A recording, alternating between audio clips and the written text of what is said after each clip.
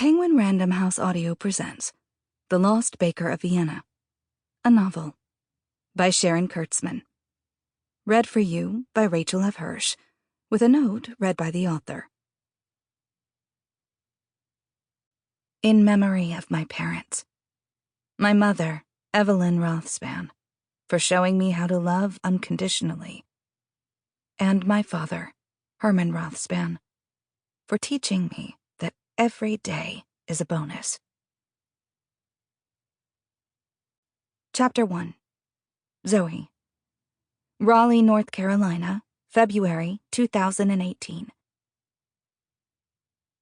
On this starless winter night, wind howled through the street, and cold wicked up from the ground, burrowing into Zoe Rosenzweig's bones. Not that she minded. She preferred winter. Sweltering summer days often set her on edge. She fumbled in the dark to slip her key in the door. The porch light was out again. She tucked the bag with the snow globe under her arm, turned the lock, then jabbed the doorbell twice. The kitschy souvenir of the Chicago skyline was for her grandfather, as was the double ring, the latter to signal he needn't rush to greet her. Not that he rushed anywhere since his stroke. "It's me," she called, stepping inside his tidy Raleigh bungalow and leaving her keys in the misshapen ceramic bowl on the foyer table, the one she'd made for Grandma Tess 20 years ago. "Zoe, you're back from your trip?" Catherine called from the kitchen. Strong, kind Catherine was a fleshy woman with a tight cap of gray curls, and was Zoe's favorite of the home health aides who cycled through Grandpa Aaron's days. "I came straight from the airport." Zoe dropped her coat and backpack on a kitchen chair. "We need a new bulb on the porch." Catherine was wearing one of Grandma Tess's aprons, the green one with lemons. Zoe's grandmother had been gone for a year, and seeing her apron on the aide made her cheeks feel flush. She wanted to tell Catherine to take it off. Instead, she forced a smile. Catherine was a godsend, she reminded herself, and this was just an apron. "How is he today?" Zoe asked. The aide didn't answer right away. "What's wrong?" "He was more confused today than usual." "Anything specific?" Grandpa Aaron's doctor had assured Zoe his condition should remain stable during her trip. Before Catherine could answer, Grandpa Aaron called, "Is that my Zoe?" His footsteps made the stairs creak, followed by his slippers scuffing against the floor. He appeared in the kitchen in navy pajamas with neat comb lines in his damp gray hair. His stroke-crooked smile pinched her heart. "You showered already." Zoe kissed his cheek, inhaling pine-scented soap. "Did you enjoy Chicago and the rodeo?" The food was amazing. One truck served only dishes with cheese. Mac and cheese, mozzarella sticks, grilled cheese sandwiches, and quesadillas. She ticked them off on her fingers. "Meshuggah," he said. "Are you staying for dinner?" She checked the microwave clock. It was after 9.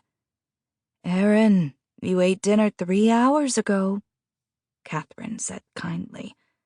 "Right. I forgot.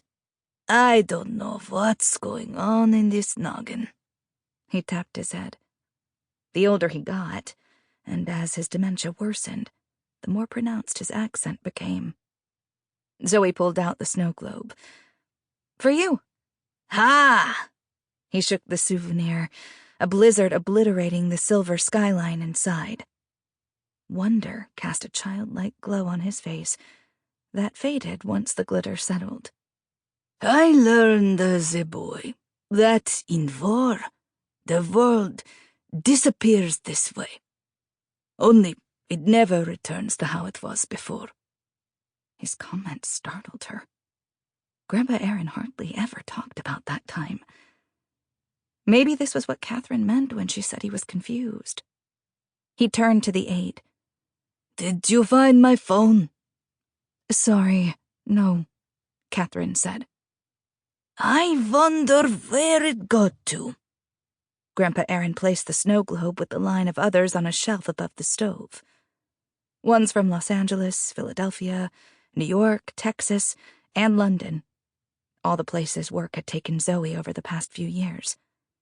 It had become a part of them, like the keychains her grandfather used to bring her from his Grocers Association conferences. In middle school, she'd hung her collection on her backpack. Her favorite, from Seattle, featured the Space Needle against a cerulean sky. Grandpa Aaron had told her the Seattle landmark had a restaurant at the top. "One can dine and see forever. Maybe even wave to your parents in heaven." Though she knew her grandfather meant well, she told him, "I'm not a baby, Grandpa. I know that's impossible." Still, a tiny part of her wished it was possible. Grandpa Aaron sat at the kitchen table and said, "There's cream soda for you in the fridge." Zoe grabbed a can, loving how he still made it a point to stock her favorite drink, even though she didn't live here anymore. About to shut the refrigerator, she spied his phone beside a bottle of Caesar dressing. "Look what I found." She handed him the phone. "Ah, you're a genius." He stared at the screen, eyebrows furrowed. "What's wrong?" "I think I hung up on Chana. She called from the airport." She froze with the can at her lips. And Catherine nodded as if to say, "See?" "No, Grandpa." Zoe touched his arm. "You spoke to me. I called you from the airport to tell you I'd landed." His focus bounced between her and the phone as he worked to remember. "Right. You did." This wasn't the first time her grandfather had confused Zoe with his older sister, despite the fact that Chana died long before Zoe was born. Zoe sat. "How are you feeling, Grandpa?" "The way an old man feels." He batted away her concern. "You know, you look more like Chana every day. Two beauties." Zoe never tired of hearing how she'd inherited her curly blonde hair and amber eyes from the great aunt from whom she'd always had a strange affinity. "Do you have a photo of her?" Catherine asked. Aaron gazed at Catherine as if trying to understand the question. "Unfortunately, no," Zoe said. Grandpa Aaron's attention drifted to the snow globes on the shelf. Zoe stood, motioning for Catherine to join her outside the kitchen. In the hall, Zoe quietly told the aide, "My grandfather, his sister, and mother were Holocaust survivors. Photos and family mementos were lost in the war. He's never talked about it much. I know they survived 2 Jewish ghettos in Poland and a concentration camp. After the war, they lived in a displaced persons camp, then in Austria." Zoe whispered, "A week before they were to immigrate to the United States, Chana died in a fire at a hotel in Vienna." "How awful!" Catherine pressed a hand to her chest. "Zoe!" her grandfather called. "Coming." "You two visit and I'll get his bed ready," Catherine said. "There you are," Grandpa Aaron said as Zoe rejoined him at the table. He leaned toward her. "I have a secret. Can I trust you?" "Of course. What is it?" Aaron's eyes grew glassy as he said, "Chana and I will see each other soon. She says we're safe, and she's going to bake me her Cremeschnitte." He tipped closer. "My sister is the best baker in the world. She created pastries like art in one of the finest hotels in Austria. The best there was in Vienna." Boy, he was really fixated on Chana tonight.